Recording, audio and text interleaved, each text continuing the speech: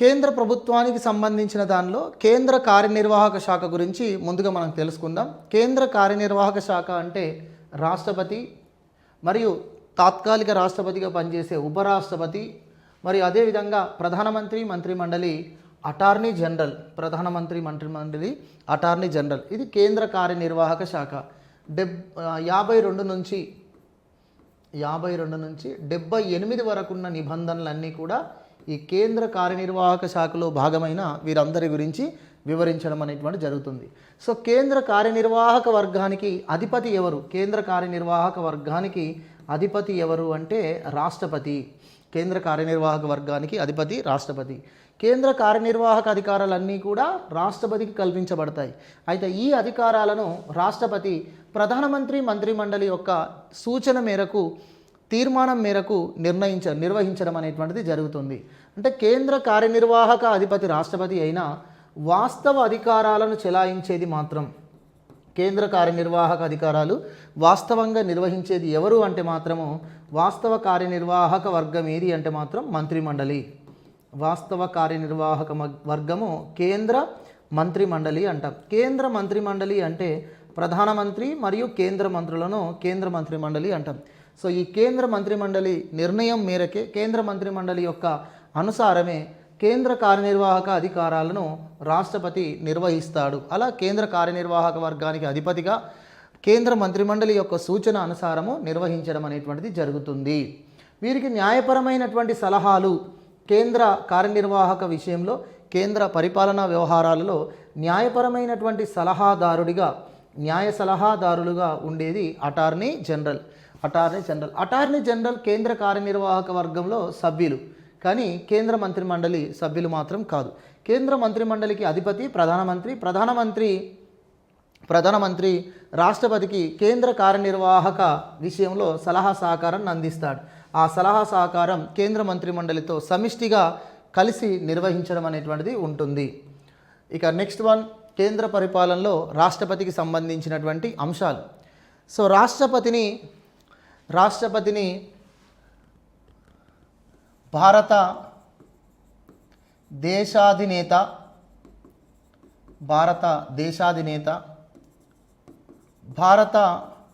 భారత రాజ్యాంగాధిపతి, కేంద్ర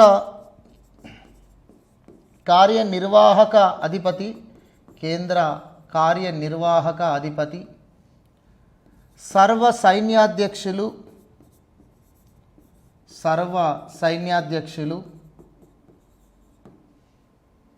తర్వాత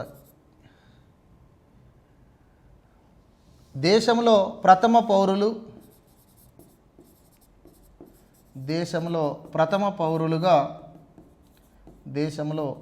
పౌరులుగా రాష్ట్రపతిని పేర్కొంటారు. సో భారత దేశాధినేత, సో దీన్ని మనం హెడ్ ఆఫ్ ది కంట్రీ అంటాం. Head of the country or head of the state. So దేశాధినేత. భారత రాజ్యాంగాధినేత, head of the Indian constitution, రాష్ట్రపతి. కేంద్ర కార్యనిర్వాహక అధిపతి, head of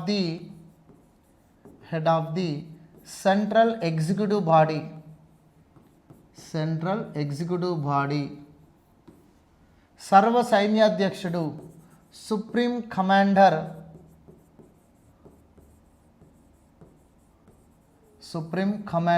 of the Indian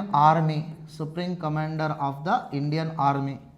దేశంలో ప్రథమ పౌరుడు, ఫస్ట్ సిటిజన్ ఇన్ ఇండియా. ఇలా రాష్ట్రపతిని ఈ విధంగా మనం పేర్కొనడం అనేటువంటిది జరుగుతుంది. సో ఈ రాష్ట్రపతి హోదా అనేటువంటిది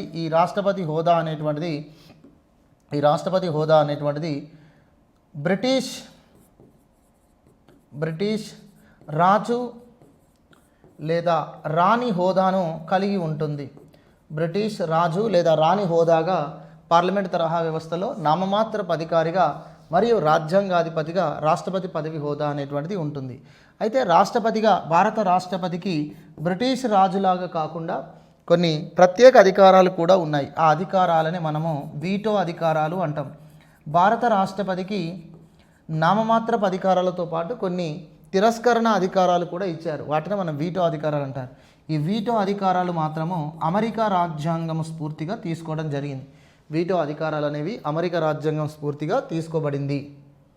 సో ఇక్కడ మనకి ఇమేజ్లో తీసుకుంటే ఇప్పటి వరకు రాష్ట్రపతులుగా పనిచేసినటువంటి వారి గురించి ఇవ్వడం జరిగింది. సో ఈ ప్రస్తుతం మనకు ద్రౌపది ముర్ము గారితో పాటుగా 15 మంది భారతదేశానికి రాష్ట్రపతులుగా పనిచేశారు. నెక్స్ట్ భారత రాష్ట్రపతికి సంబంధించి రాజ్యాంగ నిబంధనలు. భారత రాష్ట్రపతి గురించి 52 నుంచి 62, 70, 71 మరియు ఇతర నిబంధనలు, ఇతర ఆర్టికల్స్ అనేటువంటివి పేర్కొంటున్నాయి. ఇందులో ముందుగా 52వ ఆర్టికల్. 52వ ఆర్టికల్ భారతదేశానికి ఒక రాష్ట్రపతి ఉంటారు అని చెప్పేసి అంటున్నారు. భారతదేశానికి ఒక రాష్ట్రపతి ఉంటారు. సో ఈ రాష్ట్రపతి కేంద్ర కార్యనిర్వాహక అధిపతి. ఈ రాష్ట్రపతి కేంద్ర కార్యనిర్వాహక అధిపతి. అంటే కేంద్ర కార్యనిర్వాహక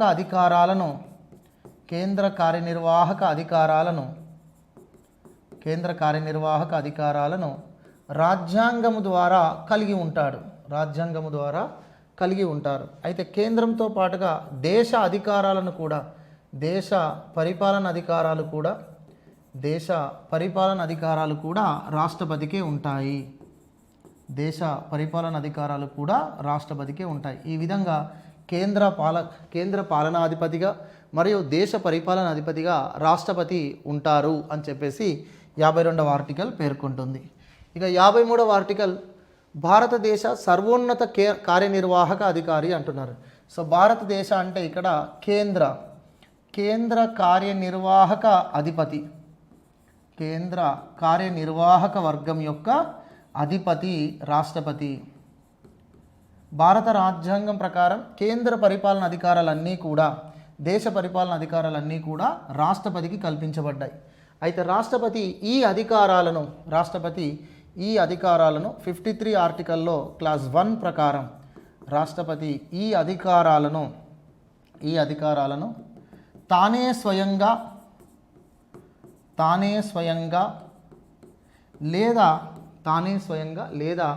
ఇతరుల సలహా సహకారంతో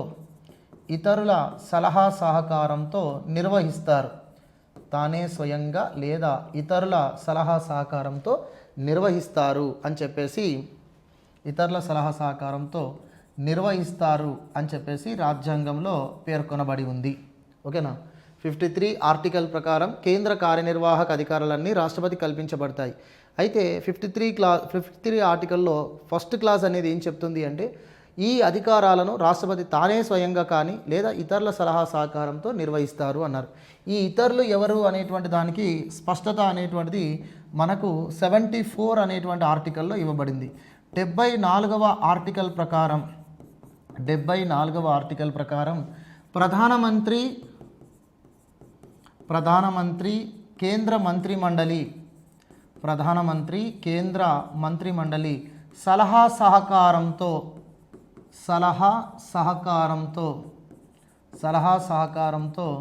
రాష్ట్రపతి ఈ కేంద్ర పరిపాలన అధికారాలను నిర్వహిస్తాడు. అర్థమవుతుందండి. ప్రధానమంత్రి కేంద్ర మంత్రిమండలి సలహా సహకారంతో రాష్ట్రపతి అధికారాలు నిర్వహిస్తారు. ఎందుకంటే 53 క్లాస్ 1 ఆర్టికల్లో ఇతరుల సలహా సహకారంతో ఈ అధికారాలు నిర్వర్తిస్తారు అన్నారు. ఆ ఇతరులు ఎవరు అంటే 74 ఆర్టికల్లో ప్రధానమంత్రి కేంద్ర మంత్రిమండలి అని చెప్పేసి మనకు చెప్తుంది. అయితే ఇక్కడ ప్రధానమంత్రి కేంద్ర మంత్రిమండలి యొక్క సలహా సహకారంతో రాష్ట్రపతి కేంద్ర పరిపాలన అధికారాలు నిర్వర్తించాలా, తప్పనిసరిగా ప్రధానమంత్రి మంత్రిమండలి సలహా సహకారాన్ని పాటించాలా అంటే రాజ్యాంగంలో తప్పనిసరి అనేటువంటిది మాత్రం లేదు మన మౌలిక రాజ్యాంగంలో. ఎందుకంటే ఇక్కడ తానే స్వయంగా అనేటువంటి పదం కూడా మెన్షన్ చేశారు. అంటే రాష్ట్రపతి కొన్ని సందర్భాలలో స్వయంగా కూడా నిర్ణయాలు తీసుకోవచ్చు, ప్రధానమంత్రి మంత్రిమండలి యొక్క సూచనలే పాటించాల్సిన అవసరం లేదు అనేది ఇండైరెక్ట్గా ఇక్కడ చెప్పబడుతుంది. అయితే రాష్ట్రపతికి ప్రధానమంత్రికి మధ్య ఈ కార్యనిర్వాహక అధికారాల విషయంలో కొంత డిస్ప్యూట్ అనేటువంటిది వచ్చింది. ఏమిటి డిస్ప్యూట్ అంటే రాష్ట్రపతి నేను రాజ్యాంగాధిపతి కాబట్టి నేను కొన్ని విషయాలలో రాజ్యాంగపరమైనటువంటి విషయాలలో కేంద్ర మంత్రిమండలి సరిగా వ్యవహరించకపోతే స్వయంగా నిర్ణయాలు తీసుకునే అధికారం తమకు ఉంది అని చెప్పేసి రాష్ట్రపతిగా పనిచేసిన వాళ్ళు కొంతమంది భావించారు. అప్పుడు ప్రధానమంత్రిగా ఉన్నటువంటి వాళ్ళు పార్లమెంటు తరహా వ్యవస్థ కాబట్టి పార్లమెంటు తరహా వ్యవస్థలో మంత్రిమండలి నిర్ణయానికే రాజ్యాధినేత కట్టుబడి ఉండాలి అని చెప్పేసి పేర్కొన్నారు. ఈ సమయంలో సుప్రీంకోర్టు కూడా వివిధ కేసుల్లో ప్రస్తావిస్తుంది. Supreme court Shamsher Singh versus state of Punjab, Shamsher Singh versus state of Punjab, Ram Sawai Singh versus state of Punjab. So ఇది 1974కు సంబంధించిన కేసు, ఇది 1955కు సంబంధించినటువంటి కేసు. ఈ రెండు కేసులలో సుప్రీంకోర్టు ఒక జడ్జిమెంట్ ఇచ్చింది. ఏమని జడ్జిమెంట్ ఇచ్చింది అంటే, భారతదేశం పార్లమెంటరీ తరహా ప్రభుత్వ వ్యవస్థను కలిగి ఉంది కాబట్టి, భారతదేశం పార్లమెంటు తరహా ప్రభుత్వ వ్యవస్థను కేంద్ర స్థాయిలో రాష్ట్ర స్థాయిలో కలిగి ఉంది. సో కాబట్టి పార్లమెంటు తరహా వ్యవస్థలో రాజ్యాధినేత, కేంద్ర రాజ్యాధినేత రాష్ట్రపతి, కేంద్ర ప్రభుత్వాధినేత ప్రధానమంత్రి. అయితే ప్రజాస్వామ్యంలో ప్రభుత్వాధినేతకే కట్టుబడి రాజ్యాధినేత వ్యవహరించాలి. ఎందుకంటే ప్రభుత్వాధినేత ప్రజలకు జవాబుదారీ, రాజ్యాధినేత రాజ్యాంగానికి జవాబుదారీ. కానీ ఆ రాజ్యాంగ అధికారానికి మూలం ప్రజలే. కాబట్టి ప్రజలిచ్చిన అధికారమే ప్రభుత్వాధినేతది. కాబట్టి ప్రభుత్వాధినేతకు కట్టుబడియే రాజ్యాధినేత తన విధులు నిర్వర్తించాలి అని చెప్పేసి Shamsher Singh versus state of Punjab, Ram Savoy Singh versus state of Punjab కేసులో సుప్రీంకోర్టు జడ్జిమెంట్ ఇవ్వడం అనేటువంటిది జరిగింది. ఇక తర్వాత ఇదే 53 ఆర్టికల్లో మరికొన్ని క్లాజెస్ ఉన్నాయి. అందులో 53 ఆర్టికల్లో 2 అనేటువంటి క్లాజ్ ఇదేమని చెప్తుంది అంటే, ఏదైనా రాష్ట్ర ఈ 53 ఆర్టికల్లో 2 అనే క్లాజ్ ఏమని చెప్తుందంటే, రాష్ట్రపతి సర్వ సైన్యాధ్యక్షుడు అని చెప్పేసి పేర్కొంటుంది. రాష్ట్రపతి సర్వ సైన్యాధ్యక్షుడు అంటే ఏమిటి? త్రివిధ దళాల అధిపతులను, సైన్యంలో త్రివిధ దళాలు ఉంటాయి. ఈ త్రివిధ దళాలకు అధిపతులను నియమించేది భారత రాష్ట్రపతియే. మరియు త్రివిధ దళాల యొక్క చీఫ్ ఆఫ్ స్టాఫ్ను కూడా చీఫ్ ఆఫ్ డిఫెన్స్ స్టాఫ్ను కూడా నియమించేది రాష్ట్రపతియే. అర్థమవుతుందా? త్రివిధ దళాల అధిపతులను నియమించేది రాష్ట్రపతియే. చీఫ్ ఆఫ్ డిఫెన్స్ స్టాఫ్ను, ఈ 3 దళాల యొక్క చీఫ్ ఆఫ్ స్టాఫ్ను కూడా నియమించేది రాష్ట్రపతియే. ఇలా రాష్ట్రపతి సర్వ సైన్యాధ్యక్షుడు అని చెప్పి 53వ ఆర్టికల్లో 2వ క్లాసు చెప్తుంది. దీని ప్రకారం సైనిక అధికారాలు అనేవి రాష్ట్రపతి కలిగి ఉన్నాడు. సైనిక వ్యవహారాలు అనేవి రాష్ట్రపతి పేరు మీదుగానే నిర్వహించబడతాయి. 53 ఆర్టికల్లో 3rd క్లాజ్ అనేటువంటిది ఏం చెప్తుంది? సో ఇదేమని చెప్తుంది అంటే, కేంద్ర కార్యనిర్వాహక వర్గానికి మాత్రమే రాష్ట్రపతి అధిపతి, రాష్ట్ర కార్యనిర్వాహక వర్గానికి మాత్రం కాదు. ఎందుకంటే రాష్ట్ర కార్యనిర్వాహక వర్గానికి అధిపతి రాజ్యాంగం ప్రకారం గవర్నర్. అయితే పార్లమెంటు చట్టము ద్వారా రాష్ట్రపతికి ఏ రాష్ట్ర కార్యనిర్వాహక అధికారాలను కల్పిస్తూ పార్లమెంట్ చట్టం ద్వారా రాష్ట్రపతికి ఏ రాష్ట్ర కార్యనిర్వాహక అధికారాలను కల్పిస్తూ చట్టం చెయ్యరాదు అని చెప్పేసి ఉంది. అంటే రాష్ట్ర పరిపాలన అధికారాలను రాష్ట్రపతి కల్పిస్తూ పార్లమెంట్ ఏ విధమైన చట్టం చేయరాదు. ఆ విధమైన చట్టం చేస్తే అది రాజ్యాంగ విరుద్ధం, చెల్లు కాదు. అయితే పార్లమెంట్ రాష్ట్రపతికి మినహా రాష్ట్రపతికి మినహా ఇతర ఏదైనా అథారిటీకి రాష్ట్ర